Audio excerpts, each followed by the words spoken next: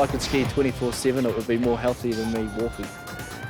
Monoskis, bi-skis, amputees, visually impaired, they were all out on the mountain for New Zealand's national adaptive snowsports. And attitude was there.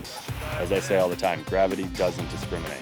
So everybody's going downhill, and once you acquire the skills to be able to do it, you can go, beat two-leggers left, right, and center.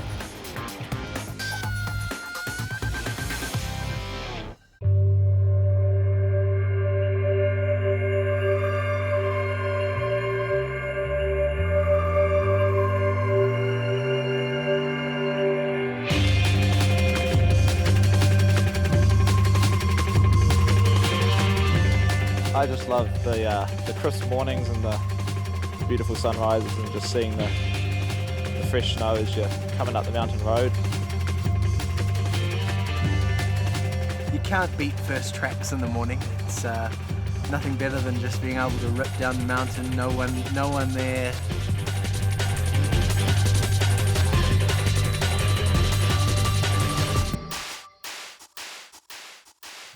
It's an amazing office up here. It's really good. Up in the mountains, no one around. Just the freedom of snowboarding and snow sports in general. You're in the mountain, just getting out there. The adrenaline is also a good part of it. Cardrona ski fields, day one of the Adaptive Snowsports Festival, and it's going to be a bluebird day. We've got a stunning day up here at Cardrona. The thing is, the mountain can be a bit of an unforgiving place. Luckily, we've got a group of guys and girls who are just thumbing their nose at disability and ready to get out there and have a go on the mountain. And to be honest, I want to get out there and have a go too.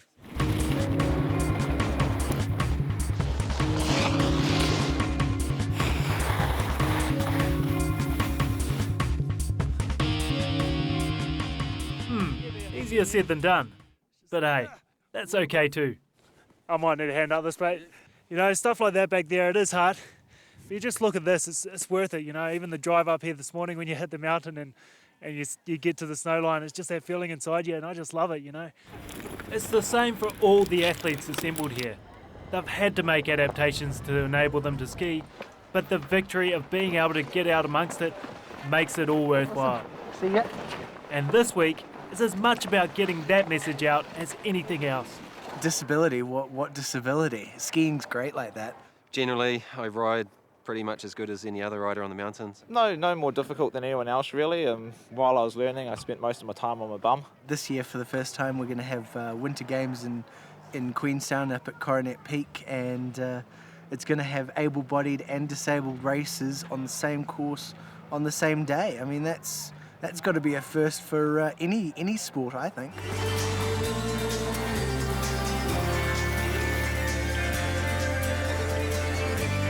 Today is a training day for the snowboarders. This week, they're competing in both the New Zealand National Champs and the inaugural Snowboard World Championships. The hot Kiwi contender for that world title is Carl Murphy, the Taranaki boy who recently returned home from England. Carl was born with a malformed right leg and rides with a prosthetic limb. Earlier this year, his talent was recognised by Snowsports New Zealand, who named him Emerging Athlete of 2009. Definitely bordercross is his specialty. He's a very fast rider. He likes the speed. He likes the competitiveness of 4 other riders right next to him. It's, I guess, the same as similar to BMX racing in the track or motocross. A lot of riders really close together going over different features and rolls through berms. As fast as possible, first one to the bottom wins. Carl's now living in the South Island, close to the premier ski fields. The enthusiasm of Snowsports New Zealand is helping him develop. This morning, just been doing a bit of training with my coach Adam, just doing some drills on turns as we've got the World Champs coming up. It's, just focusing on that, on the World Champs as much as we can and getting as much training as we can.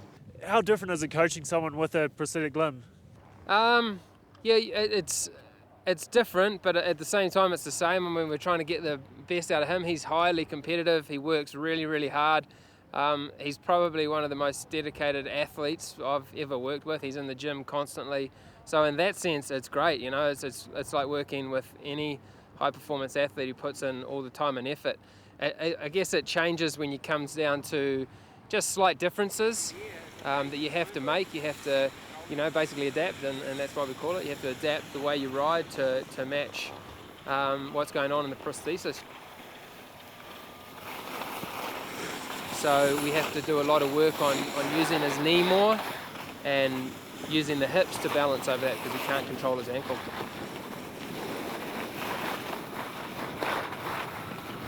I'm here with Carl Murphy and his racing leg. Unfortunately, what is under here is so top secret, we're not allowed to show it, so we've got it under wraps. But Carl's going to tell us a little bit about it and why it's so important for the big race tomorrow. Yeah, in snowboarding, the dorsiflexion action in your foot, which is the ankle movement, bring your toe towards your shin, is a pretty critical movement. This foot provides me with that. It's got a built-in shock absorber through the foot. Yeah, it's made by a company called Lab Industries in Levin. Great support by those guys supplying me with this leg. So it's custom made, it's top of the line? Yep, it's custom made. There's only one of its type. It's a prototype model, and I'm testing it out. Brilliant.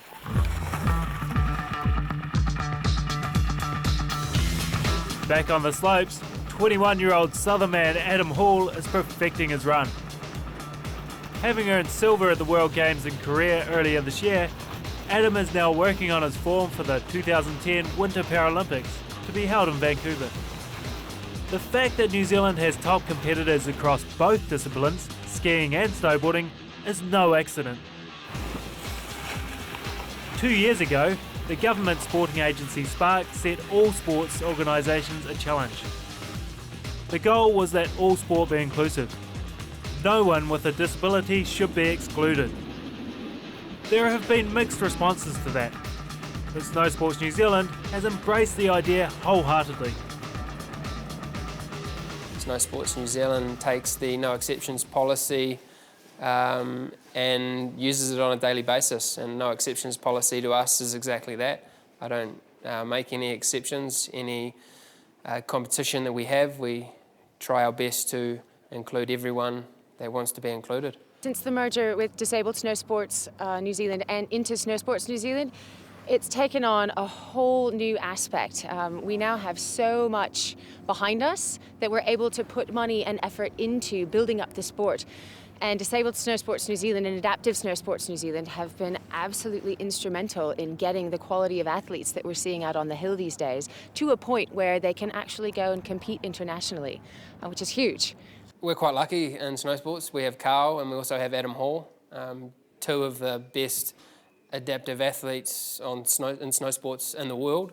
So for us, it's quite easy. They go overseas and they come back to New Zealand, they win races, and we tell the world about it. And the world lap it up, the media loves it. They are constantly looking for results from Carl, trying to get interviews and photos, and I think that's great. And it's not because they're so different, but it's because they do so well.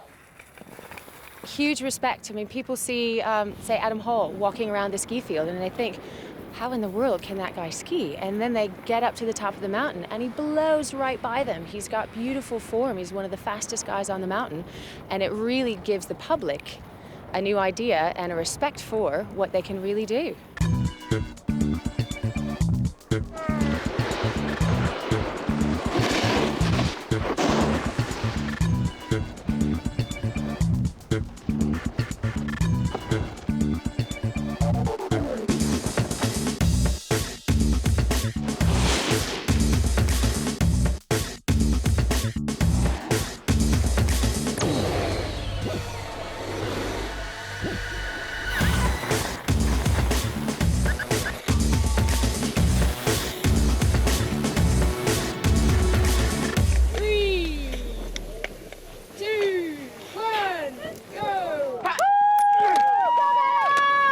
Out on the course, Adam Hall consistently shows that form. For the past 2 seasons, Paralympics New Zealand has funded advanced coaching for Adam through their winter performance program. Each season, a coach is headed from the US to work with Adam. This year, it's for 6 weeks of solid coaching. That, together with a program of gym work, swimming and Pilates, has enabled Adam to use muscles that he only had limited use of previously.